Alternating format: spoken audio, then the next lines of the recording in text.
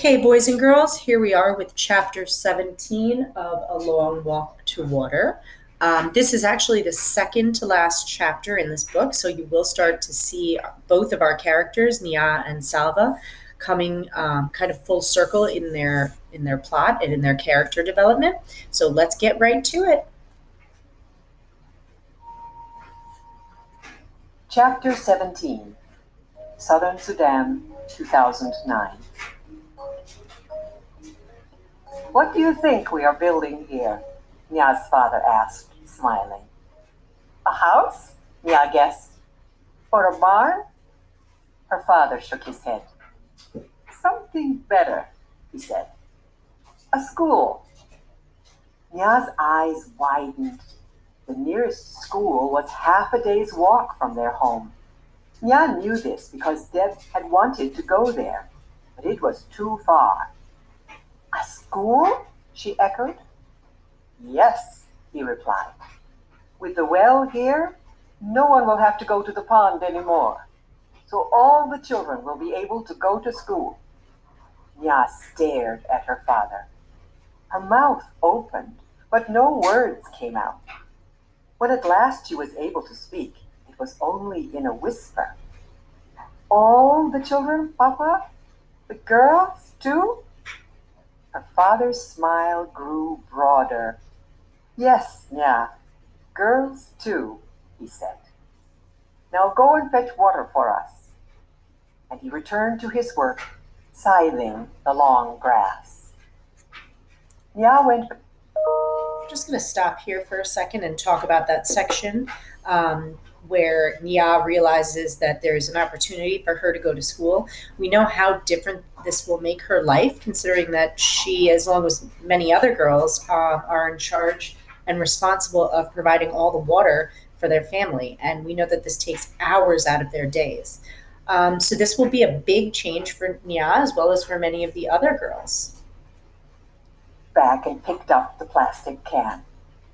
She felt as if she were flying. School.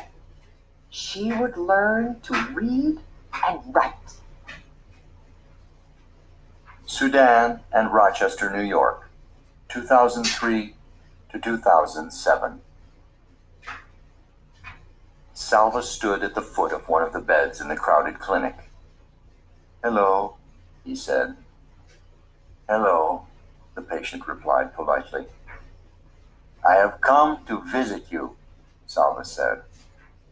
"To visit me?" The man frowned. "But who are you?" "You are Mawien Dut Arik, aren't you?" "Yes, that is my name." Salva smiled, his insides trembling. Even though his father looked older now, Salva had recognized him right away. But it was as if his eyes needed help from his ears. He needed to hear his father's words to believe he was real. "I am your son. I am Salva." The man looked at Salva and shook his head. "No," he said. "It is not possible." "Yes," Salva said. "It's me, father." He moved to the side of the bed. Mawien Dut reached out and touched the arm of this tall stranger beside him. "Salva," he whispered. "Can it really be you?" Salva waited. Mawien Dut stared for a long moment. Then he cried out, "Salva! My son! My son!" His body shaking with sobs of joy, he reached up to hug Salva tightly. It had been almost 19 years since they had last seen each other. Mawien Dut sprinkled water on his son's head, the Dinka way of blessing someone who is lost and is found again. "Everyone was sure you were dead," Mawien Dut said. "The village wanted to kill a cow for you."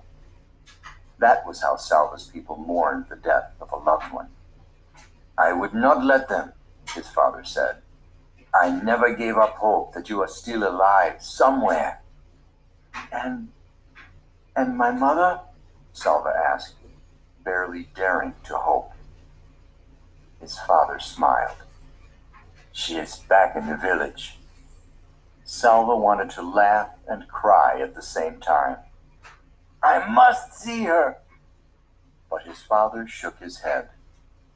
There is still war near Lunarik, my son. If you went there, both sides would try to force you to fight with them. You must not go. There was so much more to talk about.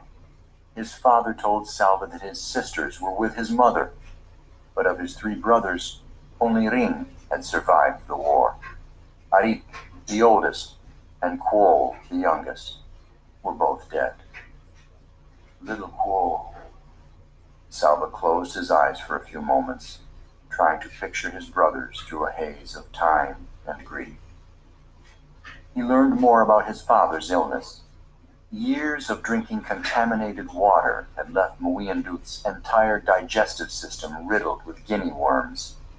Sick and weak, he had walked almost 300 miles to come to this clinic, and was barely alive by the time he finally arrived. Salva and his father had several days together, but all too soon, it was time for Salva to return to America. His father would be leaving the clinic shortly as well. The surgery he had undergone had been successful, and he would soon be strong enough to make the long walk home. I will come to the village, Salva promised, as soon as it is safe. We will be there waiting for you, his father promised in turn. Salva pressed his face tightly to his father's as they hugged goodbye, their tears flowing and blending together. On the plane back to the United States, Salva replayed in his mind every moment of his visit with his father. He felt again the coolness on his brow when his father had sprinkled the water blessing on him. And an idea came to him. An idea of what he might be able to do to help the people of Sudan. Could he do it? It would take so much work. Perhaps it would be too difficult. But how would he know unless he tried? Back in Rochester, Salva began working on his idea. There were, it seemed, 1,000,000 problems to be solved. He needed a lot of help. Chris and Louise gave him many suggestions.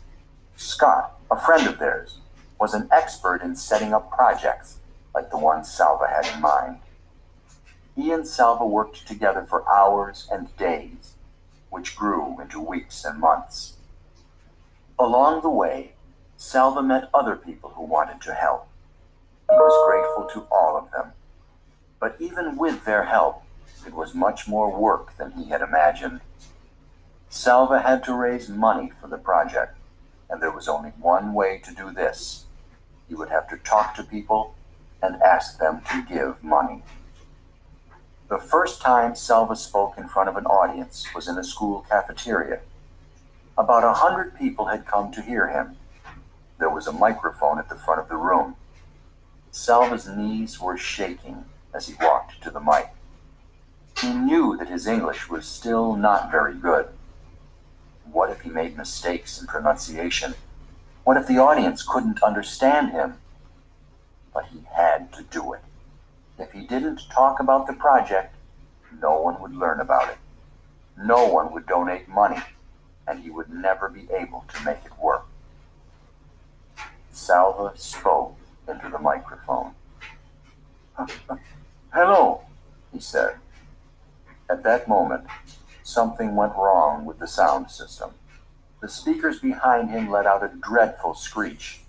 Salva jumped and almost dropped the mic. His hands trembling, he looked out at the audience. People were smiling or chuckling. A few of the children were holding their ears. They all looked very friendly, and seeing the children made him remember. It was not the first time he had spoken in front of a large group of people. Years before, when he was leading those boys on their walk from the Ethiopian refugee camp to the one in Kenya, He had called a meeting every morning and evening. The boys would line up facing him, and he would talk to them about their plans. All those eyes looking at him, but every face interested in what he had to say. It was the same here. The audience had come to the school cafeteria because they wanted to hear him. Thinking of that made him feel a little better, and he spoke into the mic again. "Hello," he repeated, and this time only his own voice came from the speakers. He smiled in relief and went on. "I am here to talk to you about a project for Southern Sudan." A year passed, then 2, then 3. Salva spoke to hundreds of people, in churches, at civic organizations, in schools. Would he ever be able to turn his idea into reality? Whenever he found himself losing hope, Salva would take a deep breath and think of his uncle's words. "A step at a time. One problem at a time. Just figure out this one problem." Day by day, solving one problem at a time, Salva moved toward his goal.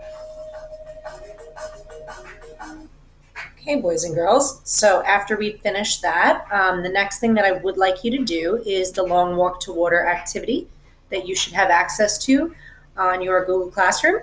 I would like you to choose one of the characters, either Nia or Salva, and I would like you to write a diary entry as if you were them. I want you to think as you're writing this diary or journal entry about all of the work that we've done with Patterns of Power and The Day the Crayons Quit. So think about the Dear Mr. Crayon lessons that we've worked on in terms of how to write a letter properly. I would like you to think about using proper capitalization, grammar, and spelling of any words that are in the text should absolutely be spelled correctly. You should be using any resources you have, such as dictionary.com or word reference to help you as well. Okay, good luck. Feel free to email if you have any issues.